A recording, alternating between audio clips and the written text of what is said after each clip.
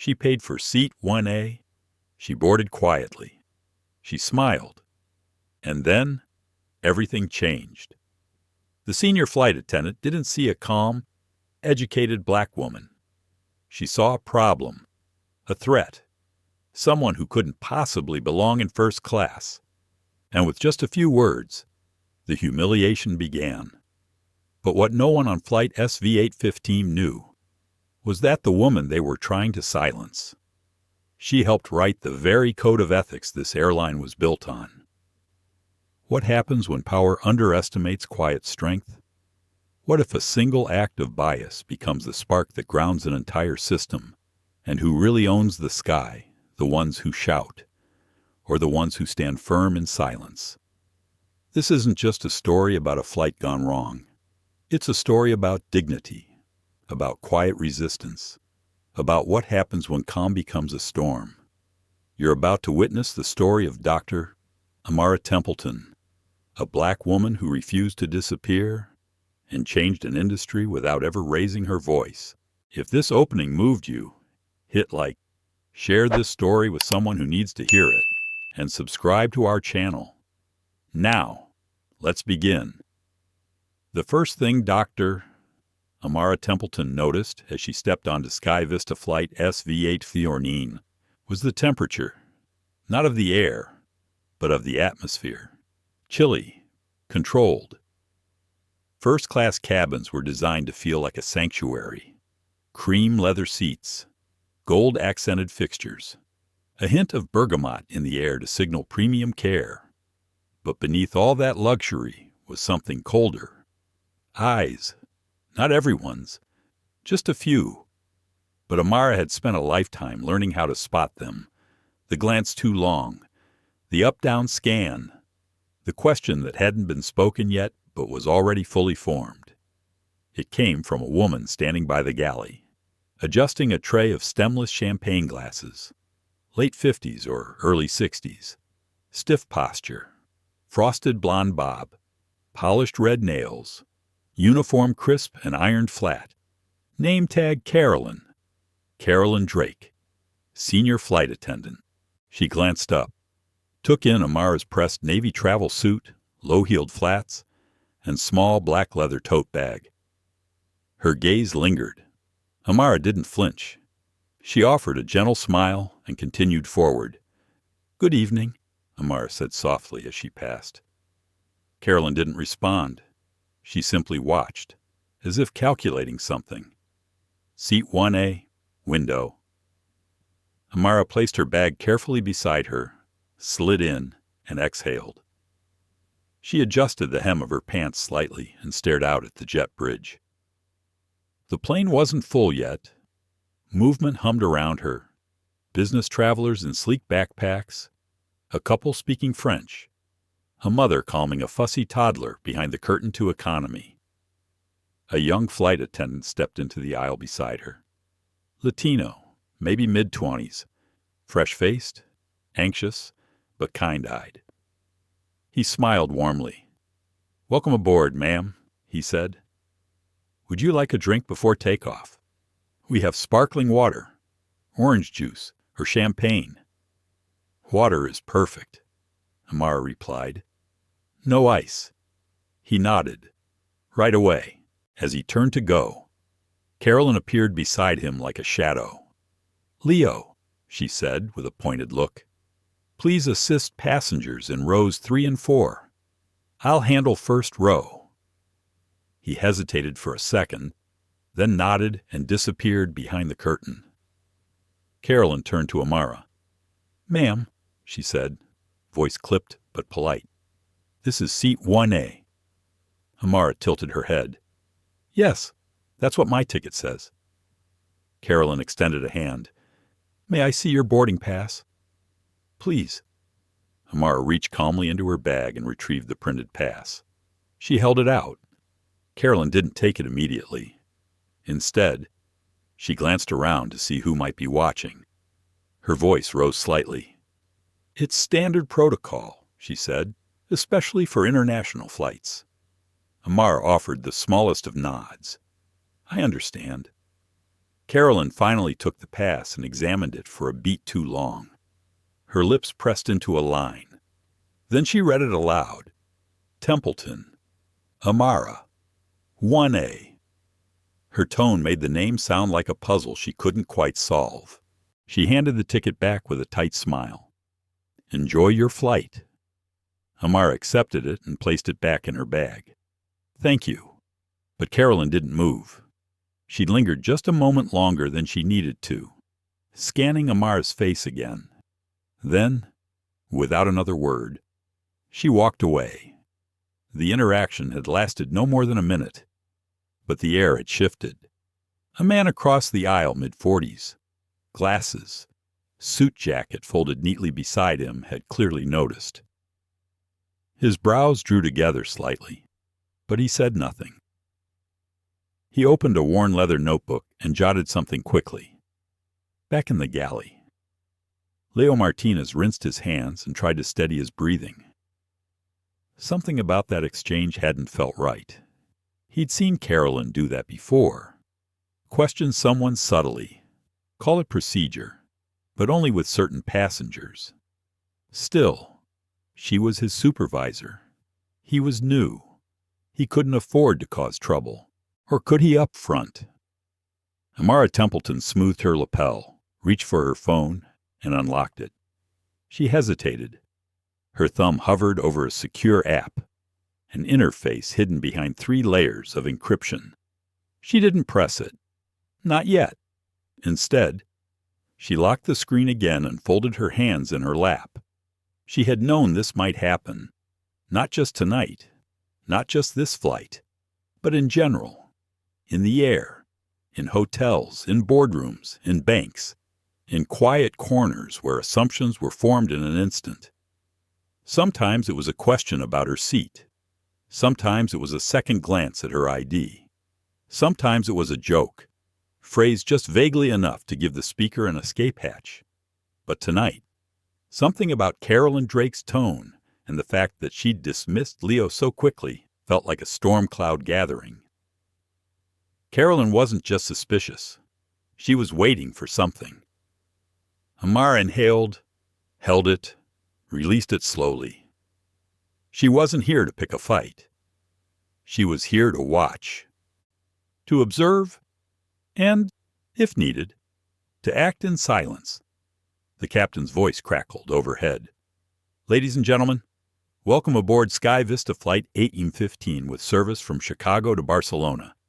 We're just wrapping up boarding and expect to be underway shortly. Amara leaned her head back and closed her eyes. Just then, Leo returned with a fresh glass of water. He placed it on her tray with care. She opened her eyes and smiled softly. "Thank you," she said. He nodded, glanced around, and leaned just slightly closer. "I saw what she did," he whispered. Amara blinked. "It's all right," she said. "It wasn't your fault." He straightened. Then she added, "But silence helps no one." Leo swallowed and nodded slowly. Then he turned and disappeared behind the curtain, across the aisle.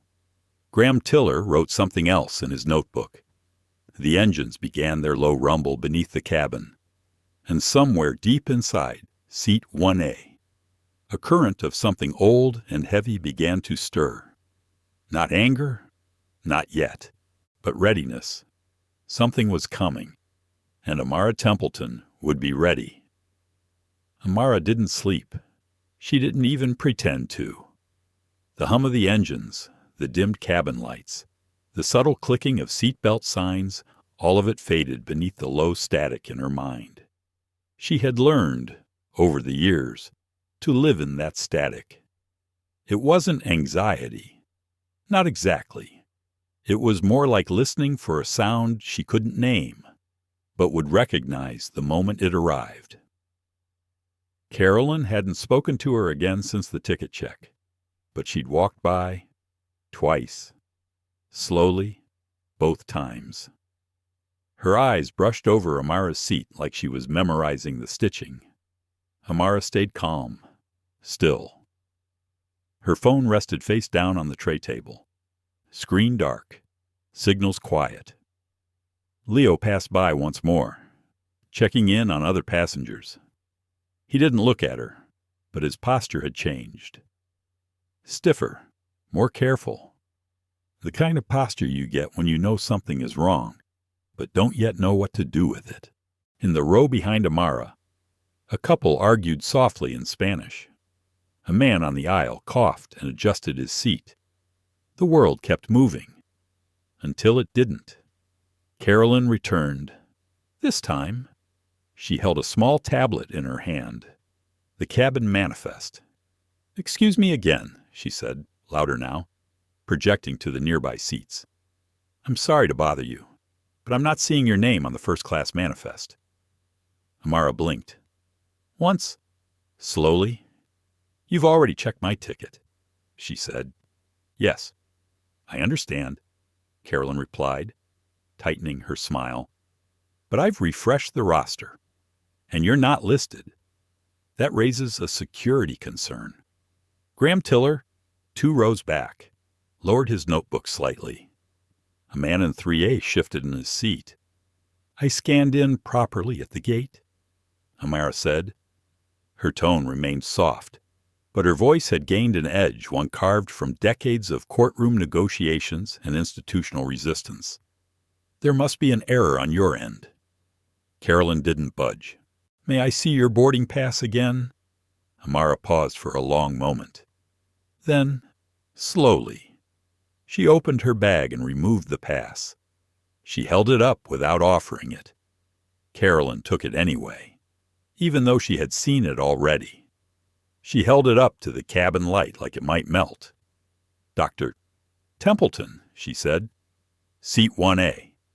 I see. No mention of mileage status or companion upgrade. Was this purchased directly?" The pause after was "This wasn't long, but it was long enough." Amara smiled tightly. "Yes. With cash. With money. Yes." Carolyn held her gaze. So did Amara. For 5 full seconds. Then Carolyn handed back the pass and nodded as if she'd just decided to tolerate her. "Thank you for your cooperation," she said, and turned to leave. Amara folded the pass and slid it slowly back into her bag.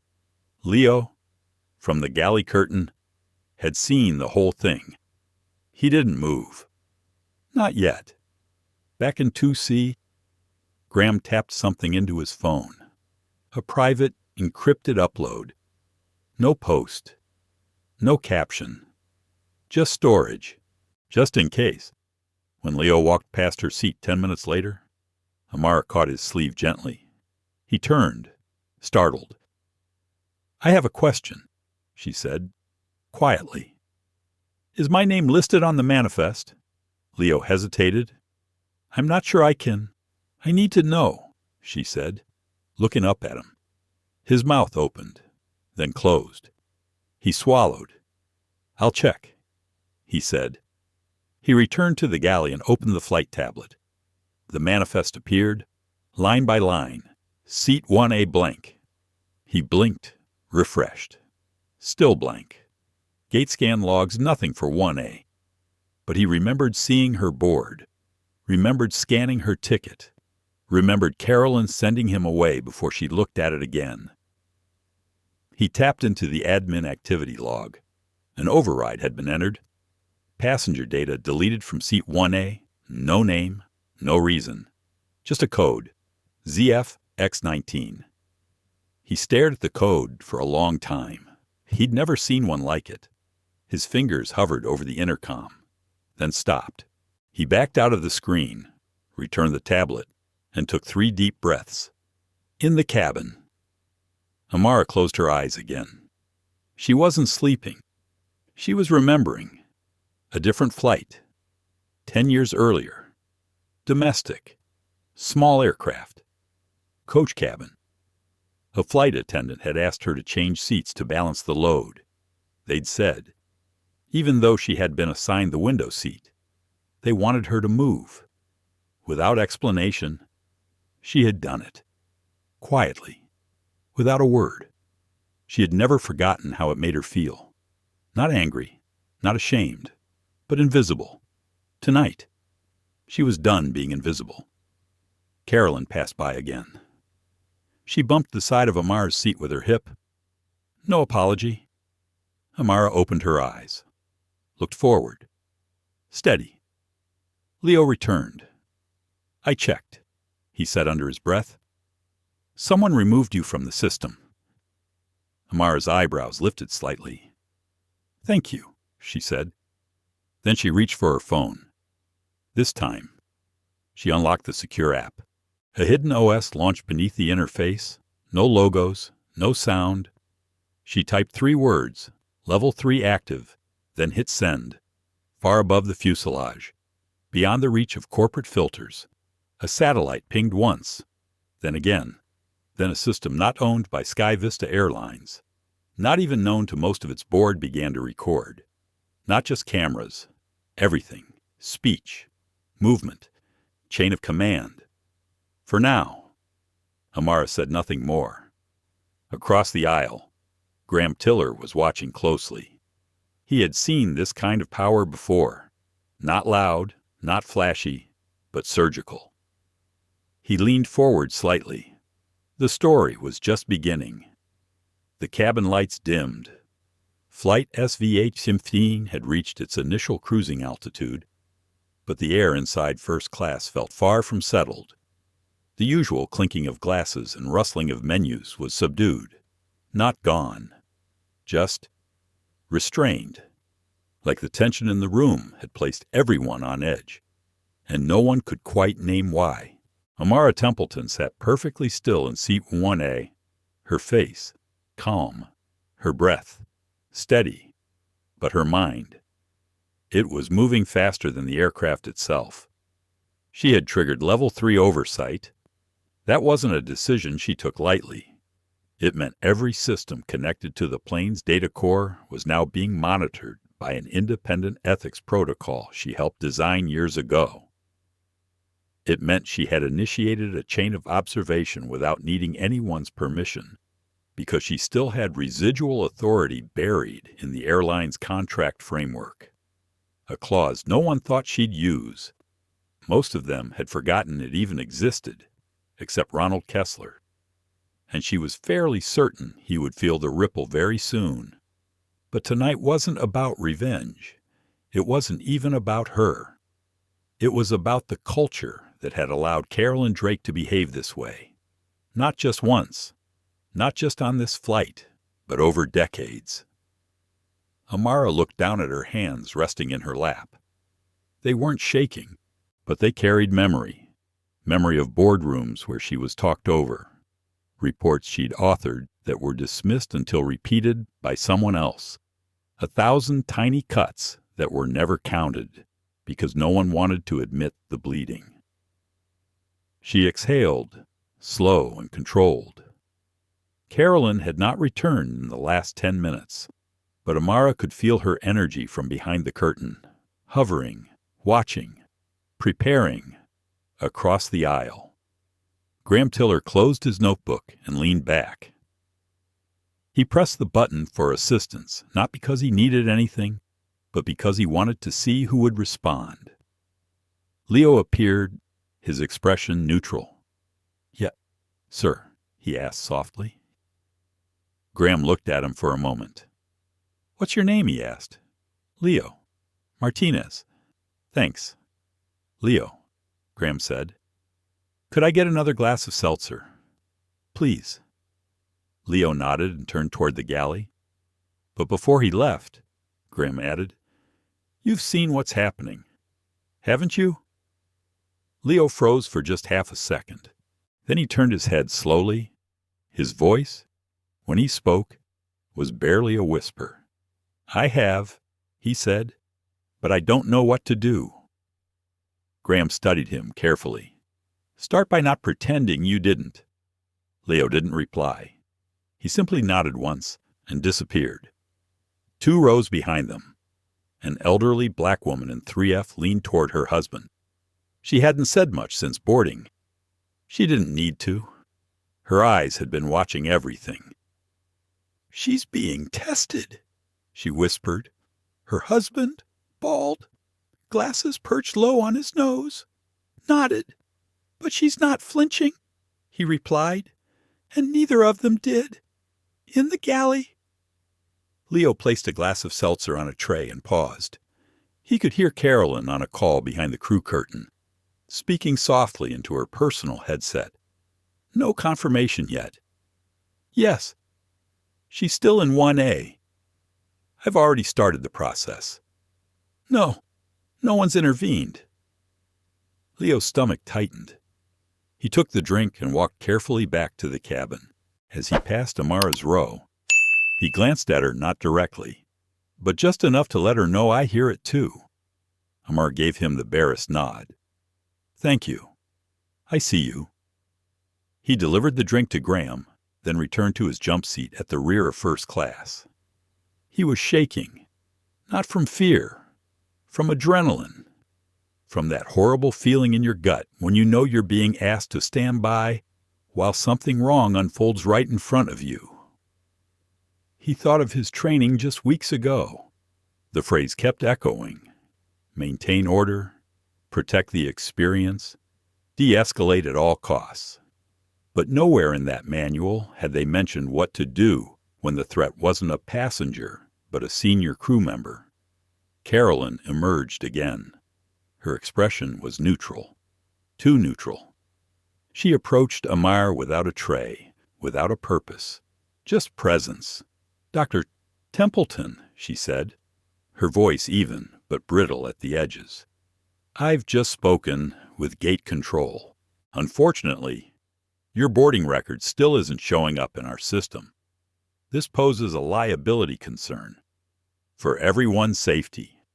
I'm going to ask that you relocate to a seat in premium economy until we can verify your credentials." The cabin went still. Amara didn't move. She simply looked up at Carolyn, her eyes calm, unwavering. "I'm not moving," she said. Carolyn's lips parted, as if she expected a longer response. "I'm sorry, but that's not a request," Carolyn said. "I understand," Amara replied, "but it's still not happening." A pause. Then Amara reached into her bag and retrieved her phone. She tapped once, then held it to her ear. "Captain Mercer, please," she said, her tone crisp. "This is a passenger matter requiring command-level clarification." Carolyn stiffened. "You're not allowed to." Amara held up a hand. Not rudely, but with finality. "Let me finish." The line connected. "This is Templeton. Protocol is now active. Passenger removal request denied. Manifest override confirmed. Requesting cabin status acknowledgement." She ended the call. Carolyn stood frozen. Graham leaned forward in his seat. Leo stood up. Behind them, the woman in 3F smiled faintly. And Amara Templeton folded her hands once more in her lap. Not angry, not triumphant, just certain. She wasn't going anywhere. Captain Dana Mercer was halfway through reviewing turbulence reports from the Atlantic corridor when her headset buzzed. The voice on the other end was crisp. "Captain, this is Amara Templeton in Seat 1A. Level 3. Oversight has been activated. Passenger manifest override has been confirmed. A cabin crew member is attempting to relocate me under false system data." Captain Mercer froze. That name Templeton, it struck a memory like a quiet bell. Dana wasn't new to flying. She'd logged over 12,000 flight hours across domestic and international routes. But long before she wore 4 stripes on her shoulder, she remembered reading a confidential internal white paper titled Ethics in Altitude. One of the contributors, co-architects even, was a Dr. Amara Templeton, a woman who had once sat on the airline's oversight board, a woman whose resignation from that board had been so quiet it raised louder questions. Dana sat up straighter in her seat and tapped the cockpit console. "Confirmed passenger ID," she asked. "Confirmed. Boarding pass matches Dr. Amara Templeton, Seat 1A, and she's been flagged." Yes, by override code ZFX19. Dana's eyebrows pulled together. That code wasn't common. It was buried deep in administrative protocols reserved only for executive manipulation. It wasn't generated by the flight system. It was entered manually. Someone, somewhere, had tried to erase Amara Templeton mid-flight. And they almost got away with it. She picked up her intercom and spoke clearly. "Cabin crew, this is the flight deck. Senior officer, please report to the cockpit. In the cabin." Carolyn Drake heard the call and hesitated. She glanced toward Amara, who remained in seat 1A, unbothered, phone now resting on her tray again. She wasn't gloating. She wasn't even smiling. She was just still. That's what made Carolyn nervous. She straightened her jacket, tucked her tablet under one arm, and moved briskly toward the front of the plane. As the curtain closed behind her, Graham Tiller reached into his bag and retrieved a slim black folio. Inside was a stack of pre-formatted legal documents, witness statements, affidavit templates, privacy rights notifications. He had started carrying them on flights 2 years ago, because too many times he had seen things happen in the air that people wanted to forget by the time the wheels touched down. He wasn't going to forget this. Behind the curtain, Carolyn entered the cockpit. Captain Mercer turned slowly in her seat. "I've received a call from seat 1A, she said. "Yes," Carolyn replied coolly. "There's been some confusion with her manifest status. Her name wasn't listed." Dana lifted an eyebrow. "Who authorized override ZFX119? Carolyn paused. "Just briefly. It may have been a gate error. That code isn't generated from the gate. It's entered at the supervisor level." Dana replied, "You're listed as senior cabin authority. Did you input that override?" "I followed standard verification protocol," Carolyn said. The passenger refused to move when asked. Dana narrowed her eyes. And why was she asked to move?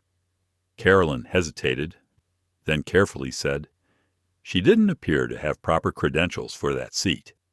There it was. Dana leaned back slightly. Her boarding pass matches. Her identity is confirmed. She's a former board member of our own ethics division. Carolyn didn't flinch. "I wasn't aware." "Then perhaps you should have asked before attempting to forcibly relocate her." Silence settled between them. Dana continued, "From this moment, I'm issuing a temporary suspension of manifest control from your device. All passenger data will be locked and transmitted to HQ under encryption. Return to cabin and resume duties. Do not engage passenger in 1A unless instructed by command."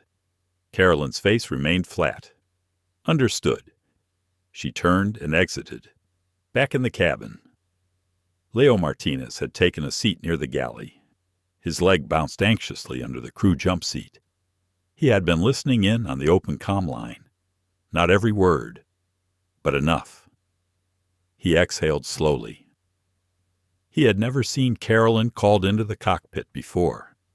When she returned, something about her had shifted. She walked straight past Amara without looking.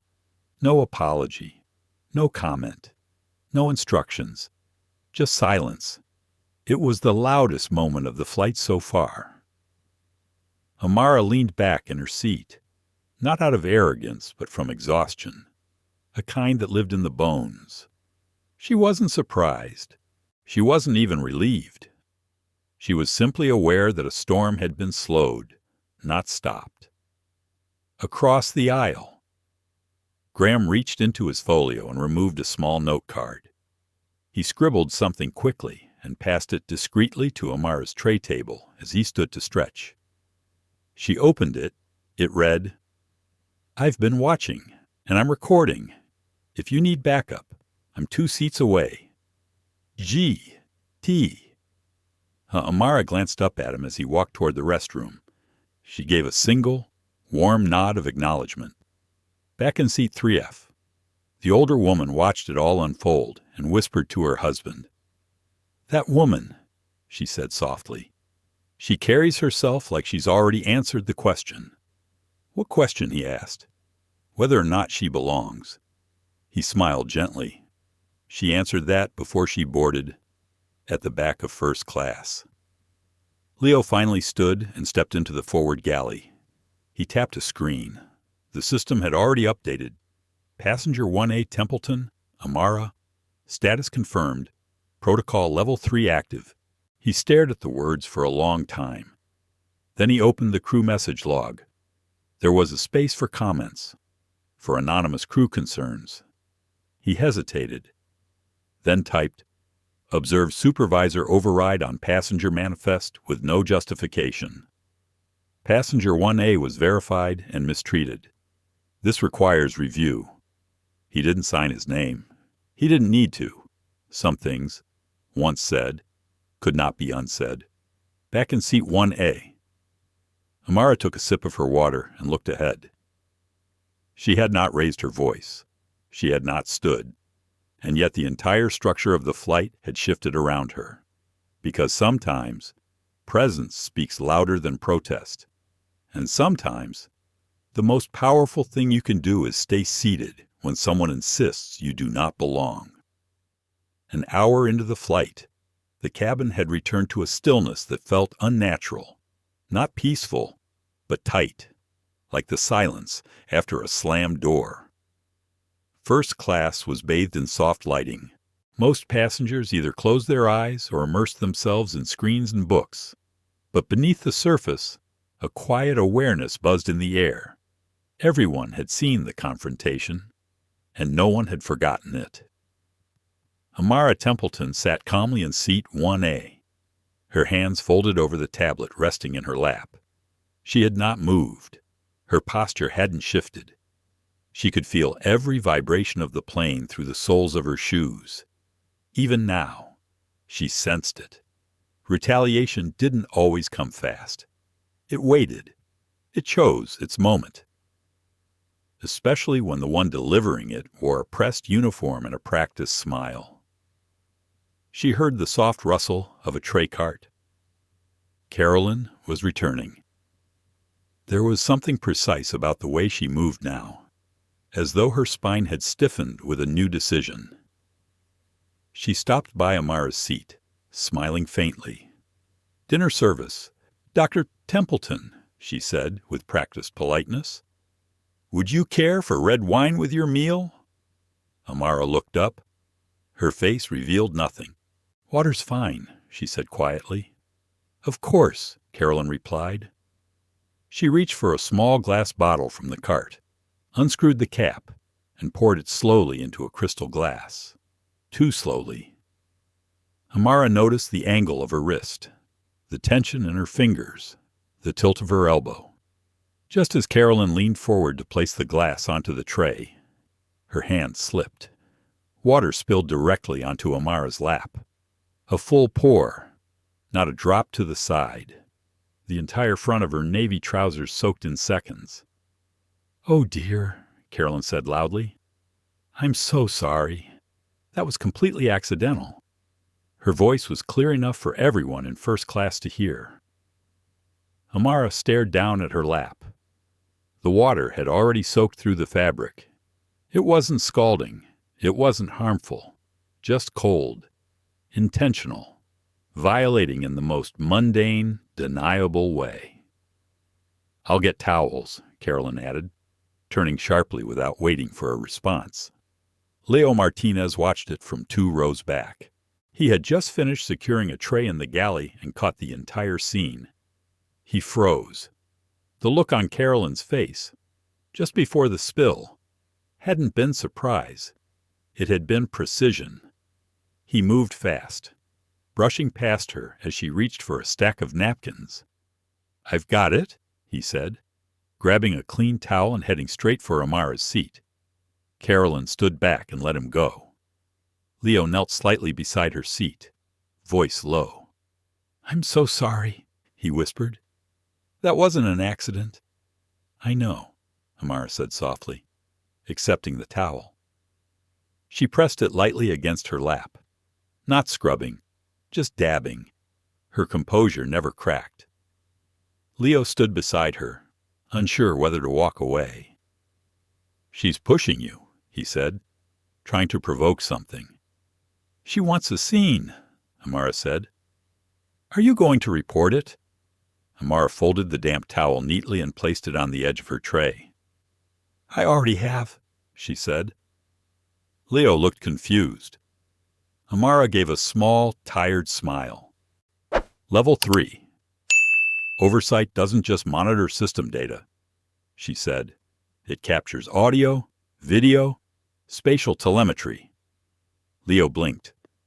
"You mean the spill was logged the moment her hand moved," Amara said. Leo glanced nervously toward the galley, where Carolyn stood pretending to arrange drink cups. "You don't seem angry," he said. Amara turned slightly to look at him. "I'm beyond anger," she said.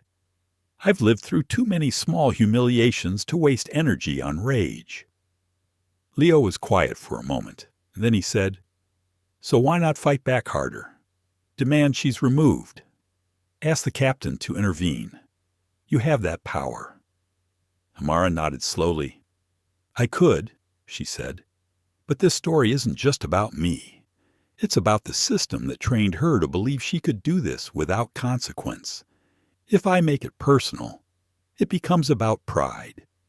But if I stay quiet, it becomes undeniable." Leo understood now. Not just what she was doing, but how. She wasn't trying to win the moment. She was trying to expose it. "I admire you," he said. Amara's eyes softened.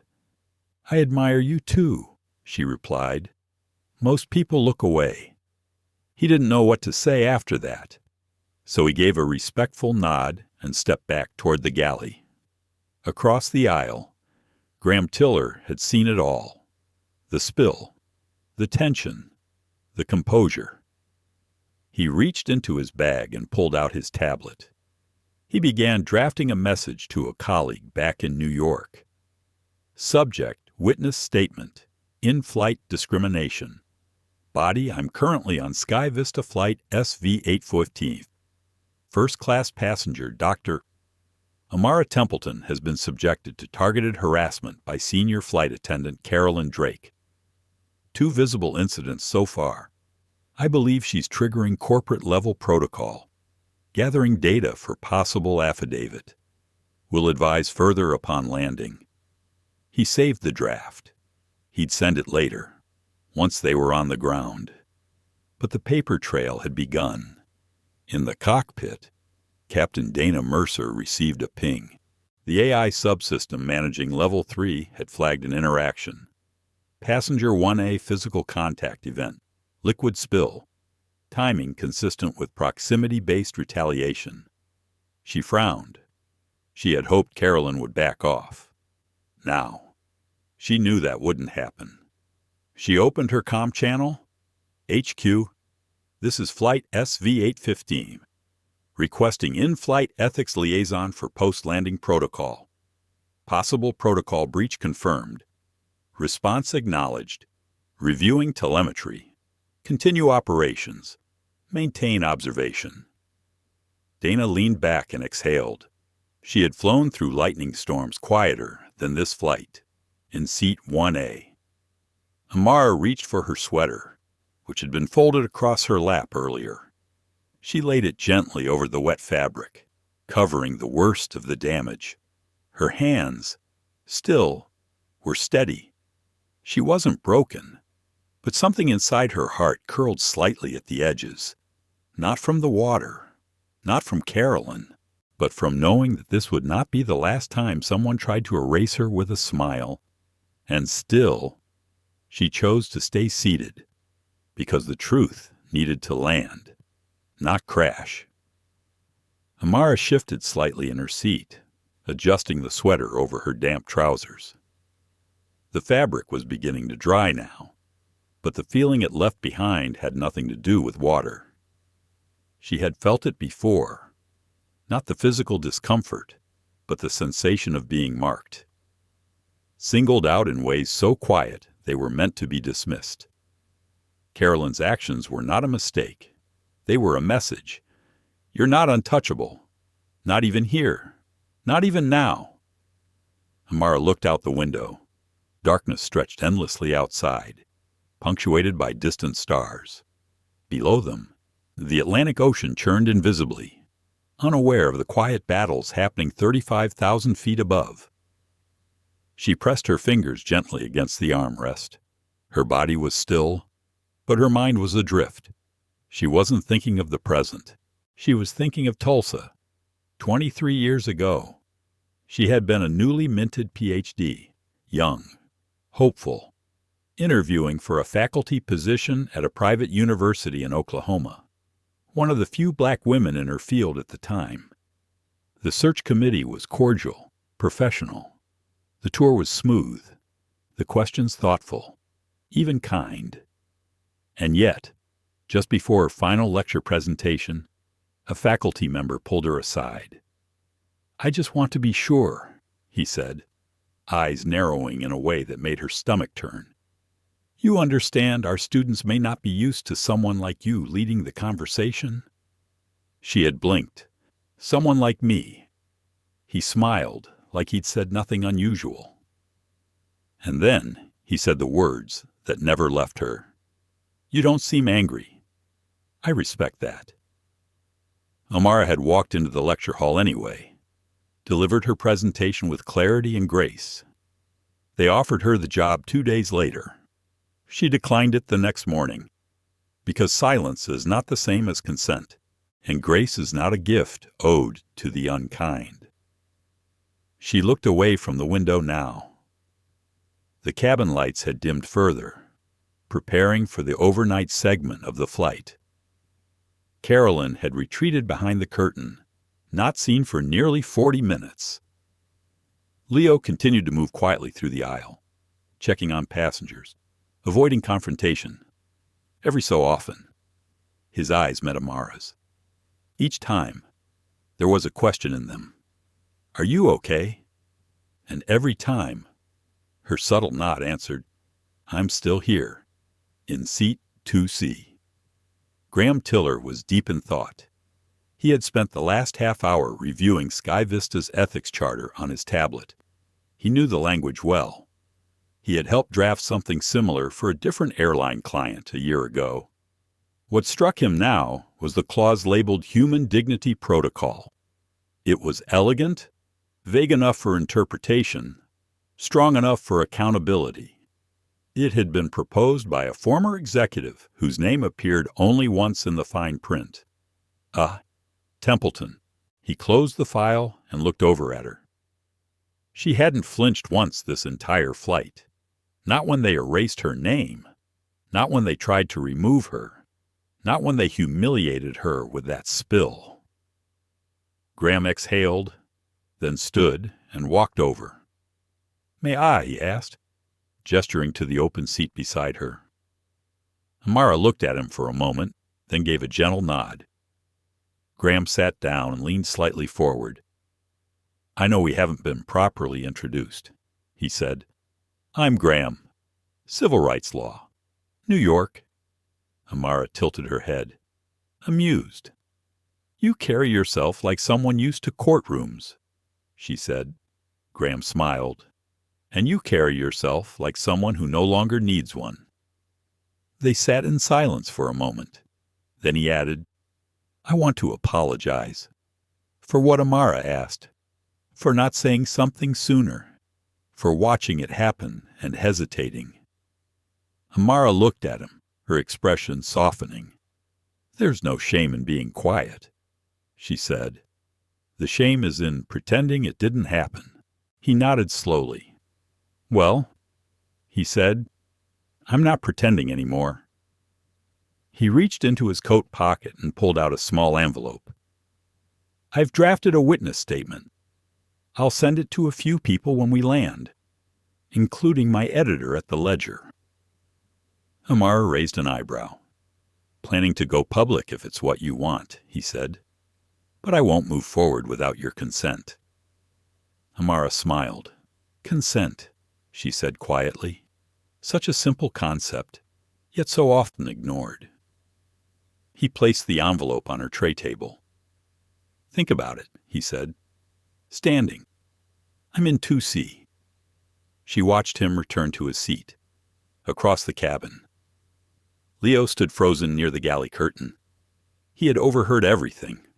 Not intentionally, but it had landed like a stone in his chest. He moved toward Amara's seat. I have something for you, he said quietly, placing a warm blanket over her shoulders. It's from the business class drawer. Not regulation for first, but I thought you might appreciate it. She looked up at him. Thank you, she said. He hesitated, then said, My father used to talk about people like you. Amara tilted her head. Like me.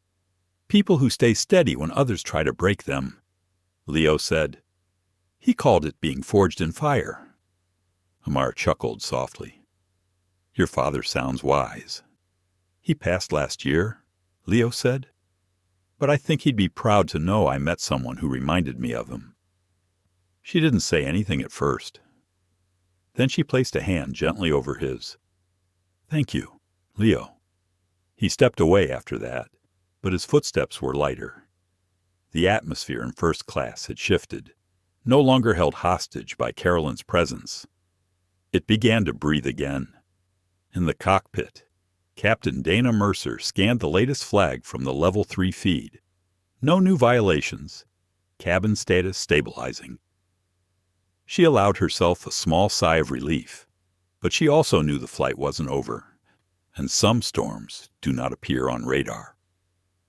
Amara closed her eyes for a moment, not to sleep, but to gather herself. Outside her window, the stars kept moving, and so did she. The cabin lights were dim now, casting a soft golden hue across the rows of first-class seats. Most passengers had settled in for the long flight across the Atlantic. Blanket draped, eyes closed, headphones on. It was the quietest the cabin had been since they left Chicago. But in the front galley, a notification tone broke the stillness. Carolyn Drake looked down at the small flight tablet mounted beside the beverage inventory panel. A red light blinked. Then, a message appeared. Priority notice.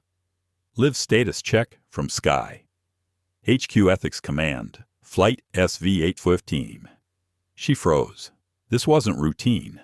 She tapped the screen, trying to dismiss it, but the message remained. Live cabin behavior feed currently active. Immediate crew compliance required. Command requests video feed confirmation of cabin operations. Her throat tightened. She turned to Leo, who had just finished locking the liquor drawer. Did you see this? She asked, voice low. Leo nodded. They're watching, he said simply. Carolyn narrowed her eyes. Why Leo didn't answer? He didn't have to. She already knew. The Level 3 protocol had triggered corporate observation, and now HQ was watching. Carolyn turned away, mask of control flickering for a second. This wasn't how things were supposed to go.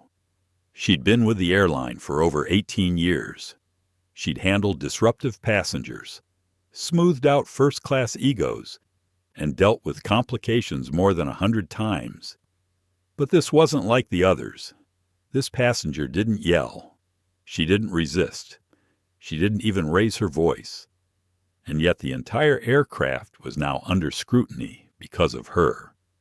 Back in seat 1A, Amara Templeton stared straight ahead. She hadn't touched the envelope Graham had given her. She hadn't needed to, because now, finally, someone else was paying attention. The system was awake. Across the aisle, Graham stirred. He noticed the flicker of activity in the galley, the subtle shift in Leo's body language. He leaned forward just enough to catch Amara's eye. They're watching now, he said quietly. I know, Amara replied. You think they'll intervene mid-flight? She gave a small, thoughtful pause. "No," she said, "but they'll remember everything when we land." That, more than anything, was what she had wanted. Not revenge, just accountability. She looked to the window. The stars outside hadn't moved, but she felt closer to them somehow. She hadn't done much tonight, at least not visibly. No arguments, no lawsuits, no shouting. But still, something was shifting. It was in the air now. Tension beginning to lose its grip. Near the curtain, Leo's screen blinked again. New instruction. Senior attendant to report acknowledgement of Level 3 protocol awareness. Response timestamp required. Leo looked over at Carolyn. "They want you to acknowledge the oversight," he said. Carolyn exhaled sharply through her nose. "They don't give orders mid-flight. This is ridiculous. Leo didn't move. They just did." She tapped the screen with visible reluctance. Response logged. Time 02:12. UTC for a moment. Silence settled again. Then a final message popped up. Notice incident 1AC confirmed. Final review pending. Post-landing interview required. Carolyn stared at the screen. She wasn't used to being the one questioned. She had built her career around appearing polished, capable, in control. And now the system had placed her under a microscope, and it all started with that woman in 1A. She peeked through the curtain. Amara wasn't looking at her. She wasn't doing anything at all. She was just present. And that was enough to unseat everything. Carolyn turned sharply and disappeared down the service corridor. Leo watched her go. He waited until she was out of sight, then returned to the cabin. He approached Amara's seat. "HQ just flagged everything," he whispered. "They're recording. Every move from now until landing." Amara nodded slowly. "Thank you." He hesitated. "Can I ask you something?" he said quietly. "Of course. Why didn't you ever stand up for yourself? You know, the way people expect you to make a scene. Fight back louder." Amara looked at him. Her voice was calm, steady. "Because that's the reaction they want," she said. "So they can justify everything they already believe about people like me." Leo sat across the aisle for a moment, absorbing her words. "People like you," he asked. "Black women who know their worth." She replied, "We scare them more when we don't raise our voice." Leo leaned back in his seat, quiet now. He wasn't sure he fully understood, but he knew he believed her. From the cockpit, Captain Dana Mercer had been watching the same feed. Her headset buzzed again with a direct line from Sky Vista Ethics. "Captain Mercer, we're confirming Level 3 activity. You are cleared for cabin continuity. No deviation from schedule, but full debrief will be conducted on arrival." "Understood," she replied. Her co-pilot gave her a look. "Is it about 1?" Dana nodded slowly. "She's not just a passenger. She's the reason the protocol exists in the first place." The co-pilot raised his eyebrows. "She wrote the system." "She helped build it," Dana said. "And tonight, she just reminded everyone how powerful it really is." Back in the cabin, Carolyn returned. Her walk was different now. Less confident, less sharp. As if some invisible weight had landed on her shoulders. She didn't make eye contact with anyone. Not Leo, not Graham, not Amara. She passed 1A without stopping. Amara didn't move, didn't gloat, didn't even blink. She simply watched, not with anger, not with satisfaction, but with deep, grounded presence. A presence that could not be erased, even when the system tried. Even when people smiled while doing it, she was still here. And that, finally, was being seen. The flight had entered its final hour. Outside the cabin windows, the stars began to dim as the horizon over Europe slowly brightened with the first signs of dawn. A soft orange glow pressed against the darkness, and for the first time since takeoff, the world below seemed visible again. In the cockpit, Captain Dana Mercer made a quiet note to initiate descent procedures in 20 minutes. She reviewed airspace clearance, weather reports over Barcelona, and one final item from the Ethics Command feed. Update passenger 1A logged with full protocol verification. Cabin crew under review. Observation to continue through disembarkation. She closed the message and looked ahead through the windshield. Landing would be smooth, but the aftermath would not. In the main cabin, Amara Templeton unfolded her sweater from her lap and gently placed it back in her carry-on. Her trousers had dried. The stain remained faint but visible, a watermark of a moment meant to humiliate her. She wasn't humiliated. She was ready. Graham Tiller leaned across the aisle again. "They just confirmed we'll be landing in about 35 minutes, he said. Amara nodded. "Thank you." He hesitated. "There's something about you," he added. Amara gave a faint smile. "Something good. I hope—" Graham chuckled softly. "Something undeniable." In seat 3D, a middle-aged woman with short silver hair turned to her husband. She had remained quiet during most of the flight, but the events had left her uneasy. "Did you hear what that flight attendant said earlier?" she whispered. "The one who poured the water." "No," she said. "Before that. When she told the woman in 1A her name wasn't on the list. I heard it. She said, 'That seat's for first-class travelers.'" Her husband looked toward the front of the cabin. "What's wrong with that?" The woman sighed. She didn't mean it like it sounds. She meant it like it stings. Her husband paused, then slowly nodded. "Yeah," he said. "I felt it too. In the galley." Leo adjusted the coffee service, hands moving carefully, almost reverently. He had been flying for 5 years, enough time to see the best and worst of people in a pressurized tube above the clouds. But this was different. This wasn't just a mishandled customer or a rude exchange. This was a calculated effort to erase someone, and that someone refused to be erased. He took a deep breath and looked toward Carolyn, who stood near the curtain again, arms crossed, eyes locked on the floor. She hadn't spoken in almost an hour.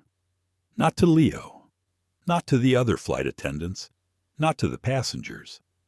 Her authority had shrunk with every passing minute, and she felt it in her spine. A buzz vibrated from her tablet again. HQ request statement. Submission pending. Full report required within 12 hours of landing. She tapped it away. It buzzed again. Delay in response noted. Supervisor review initiated. Her hand tightened around the device.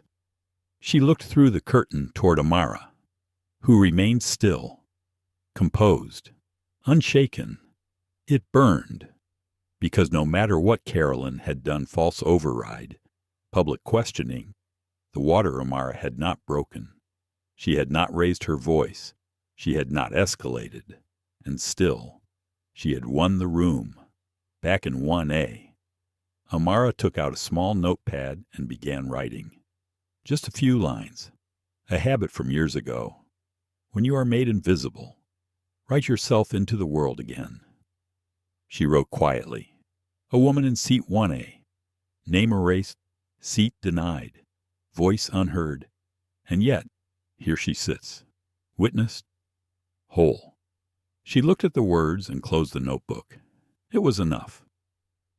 As the captain announced descent, cabin lights flickered softly, passengers stirred, seat backs lifted, belts clicked into place, the usual ritual resumed.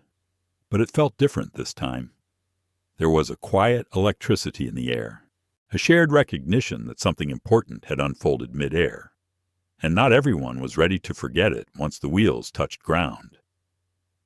Graham leaned toward her one last time. "Do you want me to walk off with you?" he asked. Amara smiled gently. "No, but thank you." He respected that. She didn't need protection. She just needed the truth to follow her to the ground. Leo passed down the aisle offering final checks. Tray tables up, seat backs forward. "Thank you for flying with Sky Vista." When he reached 1A, he paused. "Miss Templeton," he said, voice low, "it's been an honor to serve you." She met his eyes. "And you did," she said. He moved on, in the jump seat. Carolyn buckled herself in. Her hands trembled slightly. She had never been reviewed before, never logged for ethics protocol, and certainly never expected one passenger to shift the weight of an entire flight. As the wheels touched down in Barcelona, the cabin applauded softly. Not for the landing, but for closure. Sort of. Because some stories do not end when the flight ends. They begin again in the terminal, in the media, in the boardroom, in whispered conversations and open reckonings. Amara waited until the plane came to a full stop. Then she stood, gathered her bag, and stepped into the aisle. She didn't look back. She didn't need to. What came next would arrive with or without her attention. She had done her part. One calm refusal. One undeniable presence. One moment that turned a flight into a movement. And behind her, 32 passengers would remember. So would the crew. So would Carolyn. And so would the airline. The cabin door hissed as it opened. Morning light streamed through the entryway, flooding the aircraft with a soft warmth that felt both real and symbolic. After 9 hours in the air, Flight SV-815 was officially grounded at Barcelona International. Yet the real grounding had already begun within people, within reputations, within a system that had been asleep too long. Carolyn Drake remained in the forward galley, holding the interphone handset as passengers stood, stretched, and reached for their bags. "Thank you for flying with Sky Vista," she said into the mic. "We hope you enjoyed your flight and wish you a pleasant stay in Barcelona." Her voice was steady, but her stomach was not. Because as she spoke, 2 people had entered the jet bridge quietly and were waiting just outside the door. They wore plain navy blue suits with small Sky Vista Ethics Division badges clipped to their belts. No announcement, no commotion, just presence. Leo spotted them first. He swallowed hard and turned to glance at Carolyn. She hadn't seen them yet, but Amara had. As she stepped into the front of the cabin, her carry-on over her shoulder, her eyes met the taller of the 2 ethics officers. He gave a small nod. No words were exchanged. She didn't need to be told what was happening. She had written the very process unfolding before her. Passengers began to file out slowly. A few glanced at Amara as they passed, giving soft nods or quiet smiles. No one said much, but their faces spoke volumes. Graham Tiller approached last from first class. "Want me to wait for you outside?" he asked. "No," Amara replied. "Go ahead. I'll be just a minute longer." He nodded, adjusted his blazer, and gave one last glance toward Carolyn. Then he disappeared into the jet bridge. Amara stepped forward. Carolyn finally turned and saw them, the ethics division. Her mouth went dry. The taller officer stepped in with measured calm. "Ms. Drake, I'm Agent Lucas with Sky Vista Ethics. My colleague is Agent Roy. We'll be conducting a standard protocol debrief with you this morning regarding the events of Flight SV-815. Carolyn blinked. "I wasn't aware this would happen on site. Review procedures were initiated in real time," Lucas replied. "This is a high-priority case." Leo, standing nearby, kept his eyes low. He didn't speak. He didn't need to. Carolyn nodded stiffly and stepped out of the galley, her voice quieter now. "I'd like to contact my union representative before giving any statements." "You're entitled to do so," Agent Roy said. "Please step with us to the conference area." She glanced toward Amara one last time. There was no hate in her eyes now, only something resembling regret, or fear, or both. She followed the officers into the terminal. Amara stood at the doorway, watching her go. Then she stepped off the aircraft. Her feet touched the terminal floor, and for the first time in hours, she felt a shift not in gravity, but in atmosphere. Her presence was no longer being questioned. It was being acknowledged. Leo met her just outside the gate. "Thank you," he said quietly. Amara gave him a soft smile. "For what?" "For making people see." She placed a hand gently on his shoulder. "You were already looking," she said. "That's what matters." He nodded. Then she walked into the terminal. The airport buzzed with the sound of rolling suitcases, multilingual announcements, and the low hum of morning travelers. But beneath it all, Amara moved with purpose. She didn't check her phone. She didn't look around. She simply walked toward customs. And as she walked, a low voice called from behind, "Dr. Templeton." She turned. A Sky Vista terminal supervisor approached, holding a sleek black folder. "I've been asked to extend a formal apology on behalf of the airline," he said. "We're aware of the protocol breach and have begun an internal investigation." Amara raised her eyebrows slightly. "You're not with ethics." "No, ma'am," he said. "I was requested by HQ to meet you personally. Your profile flagged executive status on multiple international boards." "I'm not here in any executive capacity," Amara replied. "We understand, but the company has issued a written statement to acknowledge the mishandling of your experience. Would you like to receive it now or have it sent digitally?" She hesitated, then reached for the folder. "I'll read it later." She said, "Thank you." The supervisor nodded and stepped away. She held the folder loosely in one hand. It was not justice. Not yet. But it was a beginning. As she moved through customs, the line seemed to part just slightly for her. Not because of fear, but because of something more subtle. Respect. She passed through the last checkpoint and entered the arrivals hall.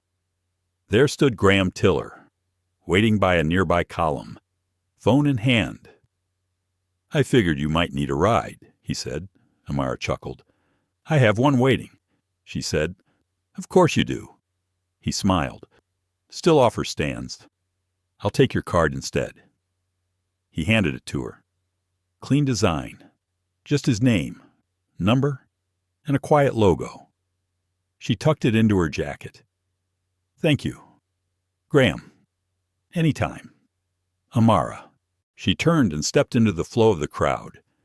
Outside, the sky was a soft blue, Barcelona waking up. And somewhere in the city, a hotel room waited. So did emails, meetings, repercussions. But for now, Amara allowed herself one moment of peace. Not because the fight was over, but because, for the first time in a long time, it had been heard. The Sky Vista Global Headquarters towered over downtown Atlanta, its steel and glass exterior catching the morning light like a blade. Inside, the 31st floor conference room was already full, the air too still for comfort. 12 executives sat around a walnut table, eyes scanning digital documents on embedded tablets. A screen at the end of the room displayed 3 words in bold gray font: Flight SV-815 Review. At the head of the table sat Jocelyn Carr, Senior Vice President of Operations, mid-40s, sharp eyes, press suit. She didn't speak often in meetings, but when she did, no one interrupted. Today, her expression was unreadable. "Begin," she said. Malik Dorian, Director of Passenger Experience, cleared his throat.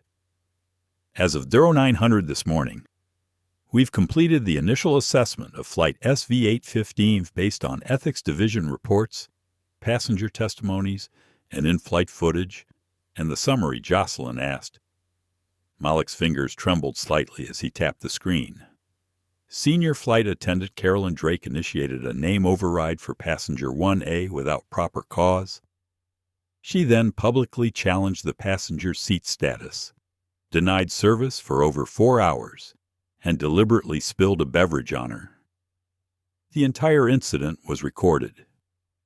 Several people in the room shifted uncomfortably, and the passenger Jocelyn asked, eyes still on the screen.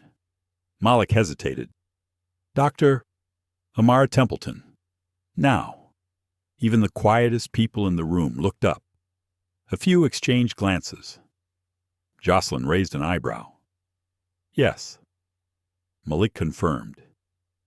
The Amara Templeton, former board ethics consultant, architect of our Level 3 passenger integrity protocol. Jocelyn let that hang in the air. "She helped build the very system used to monitor misconduct," she said flatly. "Yes, ma'am. So let me understand this correctly." She continued. "One of the most respected voices in our ethics history, who holds a doctorate in organizational justice, was publicly humiliated in first class by a veteran attendant on a flight where our protocol should have protected her." "Yes." Jocelyn closed her tablet slowly. She didn't use the protocol herself. Did she? No. A cabin crew member triggered it independently. Jocelyn nodded, then stood up. What was the crew's justification for the override? Malik pulled up the audio transcript. The attendant claimed Dr. Templeton did not match the profile for a first-class traveler, and that her name wasn't on the list. One of the other executives muttered under his breath. Jocelyn turned toward the legal counsel at the far end of the table. "Liability exposure." The woman responded calmly, "Moderate to high, especially if it becomes public." Given her history with the company and her visibility in diversity policy circles, we should expect rapid media traction. Any indication she intends to go public? Not yet. Jocelyn walked toward the screen. "I want to speak with her." There was a pause. "You want to call her?" Malik asked. "No," Jocelyn said. "I want to meet her in person. She's in Barcelona. Book me a flight." Several brows raised. "She may not be interested," someone said quietly. Jocelyn turned. "I didn't say she would be. But Sky Vista doesn't just send emails when we damage people like that." She paused. "We show up." The room fell silent. Oh, then Jocelyn pointed to the screen. "I want Drake's full employment record reviewed by 3 p.m. I want a passenger impact assessment completed by tomorrow. And I want legal to prepare both internal and public statements. One if she accepts our outreach. One if she doesn't." Malik nodded. "What about the junior attendant?" someone asked.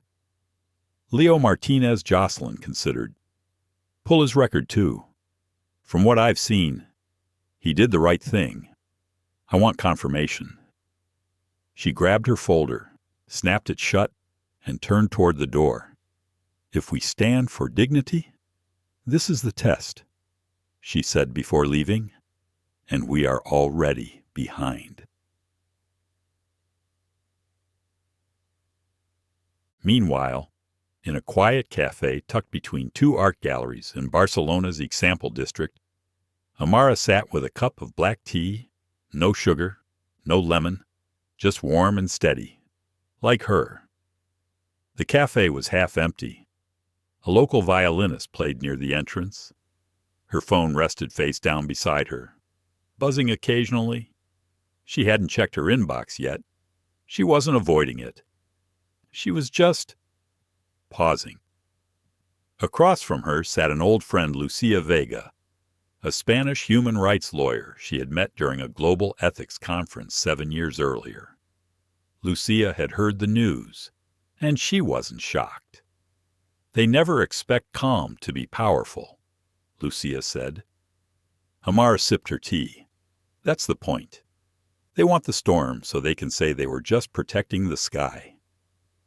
Lucia leaned back in her chair. Will you go public? Amara watched the steam rise from her cup. I don't know yet, she said. I didn't ask for attention. I asked for a seat. Lucia smiled gently. But now that the world is looking, maybe they'll finally see. Amara didn't reply. She simply looked out the cafe window, at the quiet street filled with people who would never know what happened on that flight.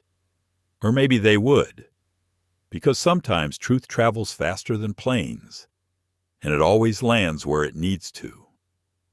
The private conference suite at the Mandarin Barcelona overlooked the rooftops of the old city. Sunlight cut in sharp through the floor-to-ceiling windows, casting long beams over the polished table in the center of the room. Jocelyn Carr arrived alone. No assistants, no legal team, no press. She carried only a leather folio and a black coffee she barely touched. She sat down, waited. At exactly 10 o'clock, the door opened. Amara Templeton stepped in. She wore no makeup, a simple charcoal blazer over a soft cream blouse, the kind of attire that didn't announce wealth, but spoke volumes about presence. Jocelyn stood. Dr. Templeton, she said. Amara nodded, walking slowly but deliberately toward the seat across from her. Ms. Carr. They sat. For a moment, silence stretched between them. The kind of silence that only exists between two women who know power intimately, who know what it means to be underestimated, and who know the price of restraint. I appreciate you agreeing to this, Jocelyn said. I almost didn't, Amara replied calmly. Jocelyn folded her hands. I understand. Amara looked out the window. The city bustled below them, drivers honking, tourists wandering, cafes alive with late morning chatter. The world, unaware of the reckoning happening in this quiet room. Jocelyn opened the folio. I'll be direct. What happened on Flight SV-815 was unacceptable. It was not just a service failure. It was a moral failure. On behalf of Sky Vista, I take full responsibility. Amara didn't blink. You weren't on that flight. No, Jocelyn said. But I represent a system that allowed it to happen, and a culture that didn't stop it. Amara leaned forward slightly. What do you want from me, Jocelyn? The question hung heavy. Jocelyn paused before answering. I want to make this right, not just for you, but for everyone like you. Everyone who's been told they don't belong in a seat they paid for. Everyone who's been asked to prove they're worthy of respect. Amara's expression didn't change. And what does making it right look like to you? Jocelyn opened a folder and slid it across the table. Inside was a draft document labeled Sky Vista Equity and Access Charter. I want you to co-lead the implementation of this charter, she said. Full control. You define the board structure, you appoint the oversight roles, and you report directly to me, not to the PR department, not to marketing. Amara looked at the folder but didn't open it. You want me to come back? Jocelyn nodded. Yes. Amara sat in silence for a long moment. I didn't leave because I wanted to, she said softly. I left because I was tired of being a shield, of cleaning up after executives who called it a misunderstanding when it was clearly bias, of being the quiet one in the room when I was the only one who saw the storm coming. Jocelyn listened. Amara leaned back in her chair. You want me to fix something that's still broken at the root, and you think giving me a title and a project will do that? It's not just a project, Jocelyn said. It's power. Amara finally opened the folder.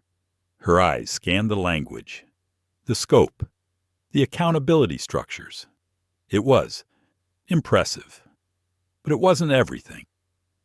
You know what makes people like Carolyn Drake dangerous? Amara asked suddenly.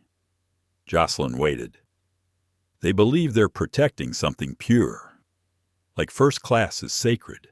Like upholding the standard justifies humiliation. But the problem isn't Carolyn. The problem is that no one told her she was wrong until now.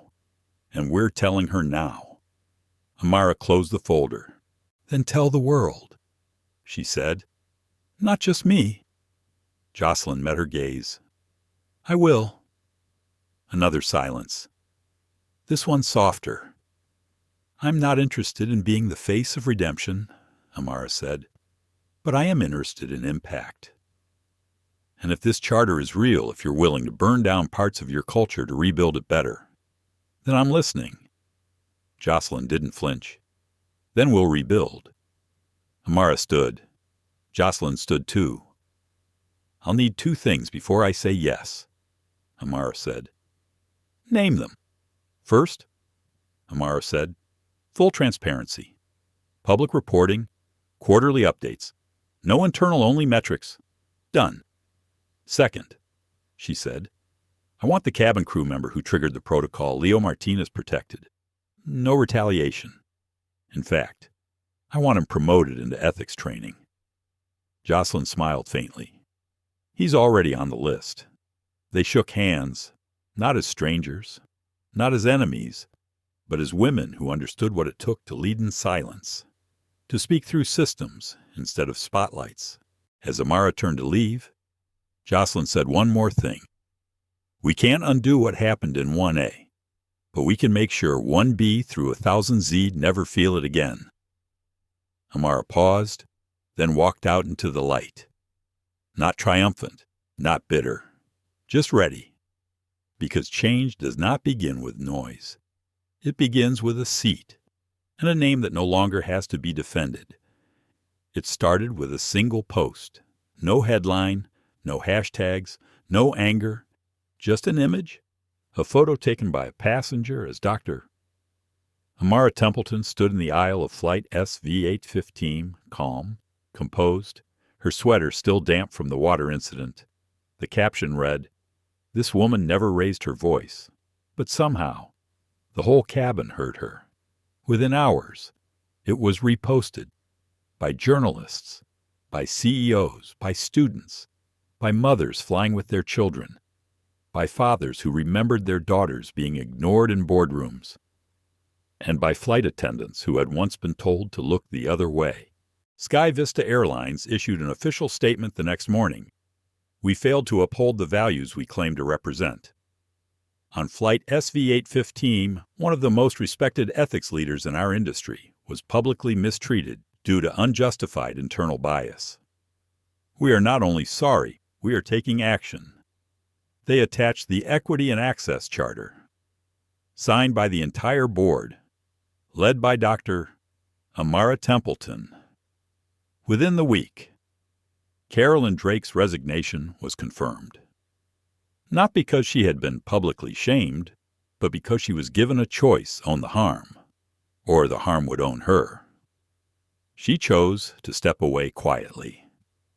Meanwhile, Leo Martinez received his new badge, Ethics Instructor, Crew Education Division. He taught his first class with a dry mouth and shaking hands, but by the end of the day, 35 trainees applauded him, not because he had all the answers, but because he had once refused to ignore the question.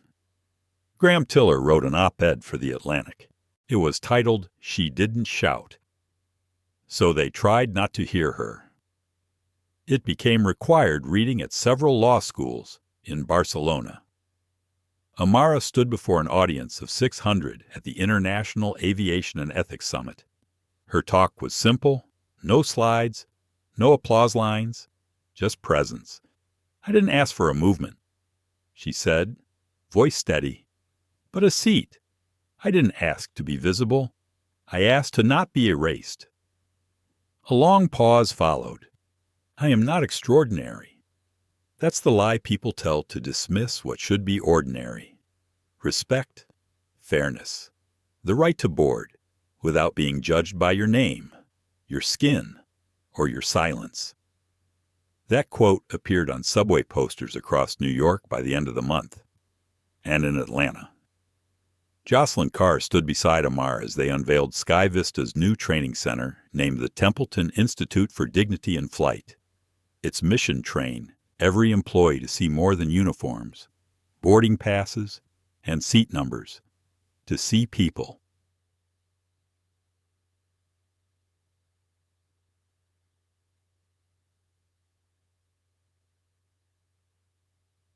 Months passed, then a year. On a quiet afternoon, Amara visited the National Civil Rights Museum in Memphis, alone. She walked slowly through the exhibits, letting the echoes of history settle over her like soft dust. She stopped at a photo of Rosa Parks, a seat on a bus, a refusal. She looked at it for a long time, not because she saw herself in Rosa, but because she saw something familiar in the stillness of that moment. A decision made not in defiance, but in clarity. She stepped outside into the warm Tennessee air. Her phone buzzed. It was a message from Leo. First day of charter program completed. They asked if I knew you personally. I said yes, and that you don't teach with words. You teach with weather. Amara smiled.